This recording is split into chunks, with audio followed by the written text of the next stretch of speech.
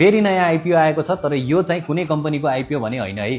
प्रभु क्यापिटलको नयाँ open ended mutual fund अन्तर्गत एसआइपी फन्डको आइपिओ हो। प्रभु क्यापिटलले जेठको 23 गतेदेखि प्रभु सिस्टमेटिक इन्भेस्टमेन्ट स्किमको 10 रुपियाँ फेस भ्यालुमा 3 करोड 10 लाख युनिट चाहिँ फर्स्ट फेजमा जेनरल पब्लिकको लागि इस्यु गरिरहेको छ।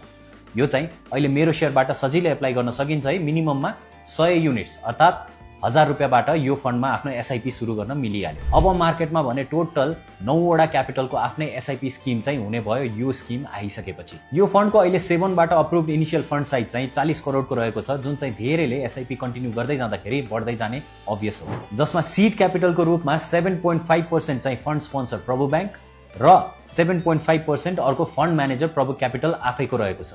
यो चाहिँ एउटा इक्विटी ओरिएन्टेड म्युचुअल फन्ड हो, जसको मेजोरिटी पोर्सन चाहिँ स्टकमा नै लगानी हुने हुन्छ। ओपन एन्डेड म्युचुअल फन्डहरू चाहिँ नेप्सेमा लिस्टेड भएर ट्रेड हुँदैन है, र फन्डको कारोबार भने चाहिँ क्यापिटलमा मात्र गर्न मिल्छ, क्यापिटलको अनलाइन पोर्टलबाट या फिजिकली ब्रान्चबाट।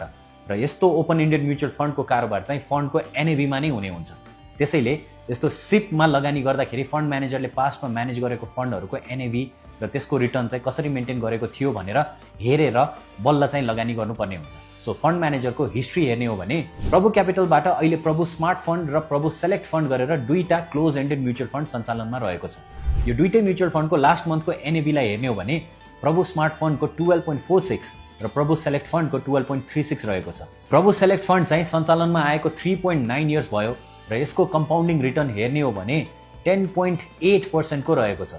त्यस्तै प्रभु स्मार्ट फन्ड 2.1 इयर्सदेखि अपरेसनमा छ र यसको कम्पाउन्डिङ रिटर्न चाहिँ 15.5% रहेको छ।